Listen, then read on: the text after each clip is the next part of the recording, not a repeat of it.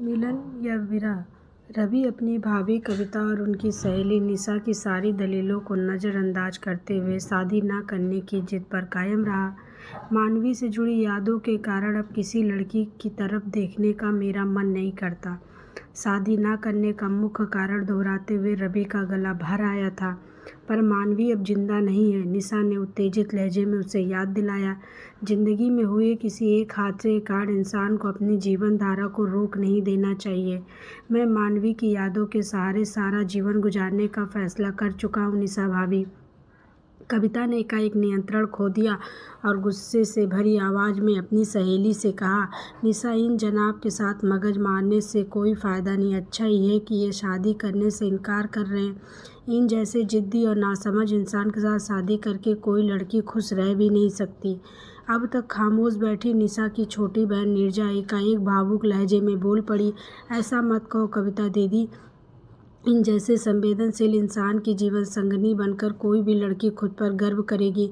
निशा और कविता को उसका शर्माते अंदाज में अपनी बात कहने का यह ढंग हैरान कर गया। रवि भी उसके चेहरे को उलझन भरे अंदाज में पढ़ने की कोशिश कर रहा था। नीरजा, तुम तो मानवी से जुड़ी सारी कहानी अच्छी तरह जानती हो। अगर तुम्हारे लिए इसका रिश्ता आए तो क्या तुम हाँ कह दोगी? कुछ देर की खामोशी के बाद कविता ने मजाकिया लहजे में नीरजा से यह सवाल पूछ ही लिया। मैं तो फ़ौरन हाँ कह दूंगी, नीरजा ने भावुक लहजे में ऐसा जवाब दिया तो तीनों को यह बात एकदम समझ आ गई कि वह रवि को मन ही मन प्यार करने लगी है। कविता ने इस बार संजीदा होकर अगला सवाल पूछा, यह तो बता कि तूने ऐसा क्या खास गुण देख लिया रवि में जो इसे अपना दिल दे बैठी? नीरजा भावुक लहजे में बोली, कुछ दिन पहले जब दीदी के बेटे मोहित की तबीयत खराब हुई तो इनसे उसकी पीड़ा नहीं देखी गई थी। सबके रोकने के बावजूद ये ही उसे फ़ौरन अस्पताल ले गए थे। भाभी, आप या दीदी वक्त बेवक्त इन्हें कुछ भी काम बताओ, ये उसे करने में बिल्कुल ना नुकुर नहीं करते। गुस्सा तो जैसे इनके स्वभाव में है ही नहीं। सबसे हंस कर मिलते हैं। मैंने इन्हें गरीबों से भी हमेशा प्यार और इज्जत के साथ पेश आते देखा है। इनकी तो जितनी तारीफ़ की जाए कम है। रवि ने माथे पर बल डालकर कहा, ऐसी बातें सोचने का कोई फ़ायदा नहीं, क्योंकि मुझे तो कभी शादी ही नहीं करनी है। इस मामले में मेरा अपने दिल पर कोई नियंत्रण नहीं रहा है। नीरजा ने शर्माते हुए जवाब दिया, तुम पागल हो क्या? क्यों इन सब की हंसी का पात्र बन रही हो? आप जैसा संवेदनशील और नेक दिल जीवन साथी मुझे ढूंढने पर नहीं मिलेगा।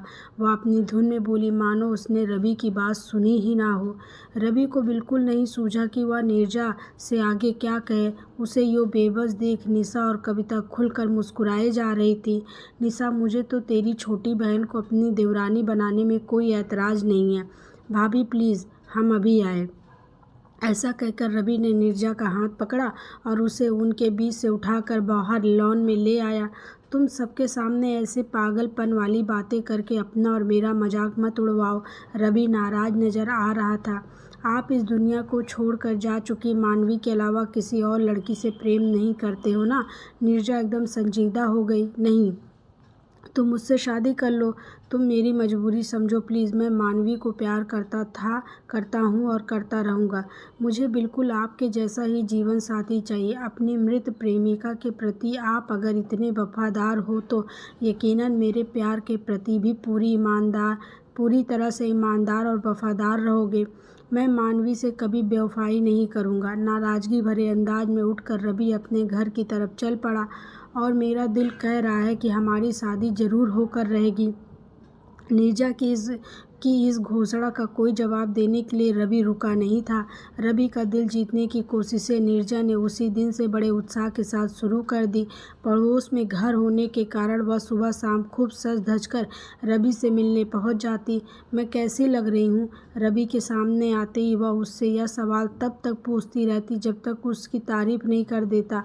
अपने फ़ोन के कैमरे से वह रवि के हर किसी के साथ खूब फ़ोटो खींचती।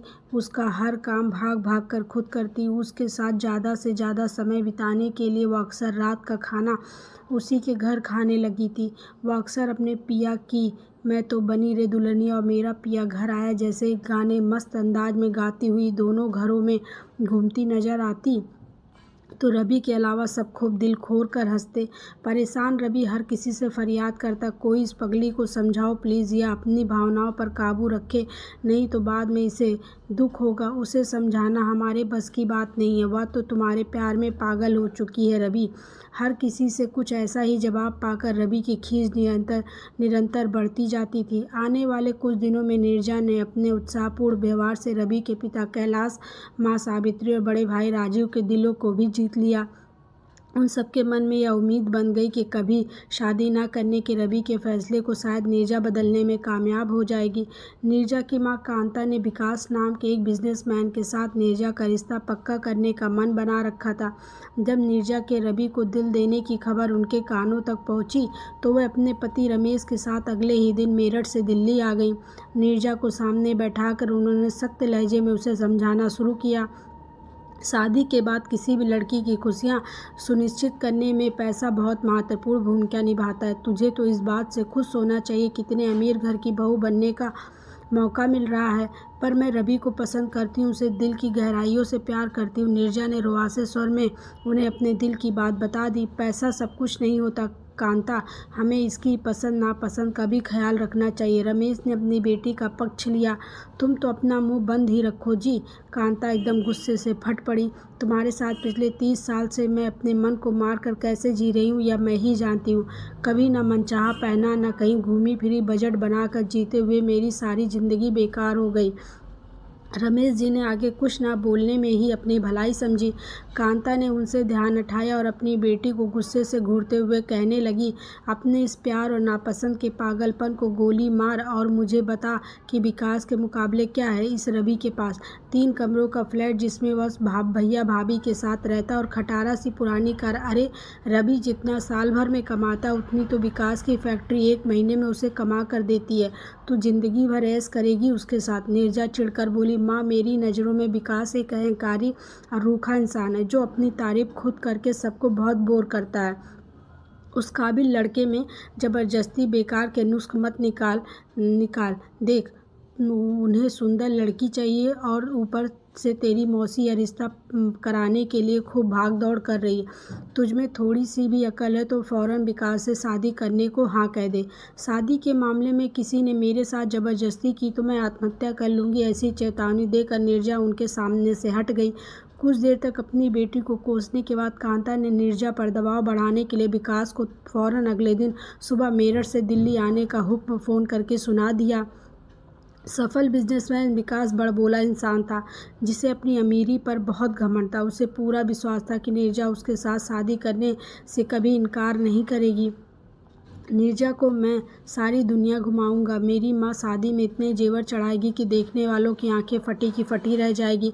हनीमून मनाने के लिए मैंने स्विट्ज़रलैंड जाने का मन बना रखा। हर वक्त ऐसी डींगे मार कर उसने कांता के अलावा सबको परेशान कर रखा था। रवि ने अगले दिन ही नीरजा से अकेले में कहा, इस विकास के साथ शादी करने को तुम हाँ मत करना, वह बोर इंसान तुम्हें अपने ढंग से कभी जीने नहीं देगा।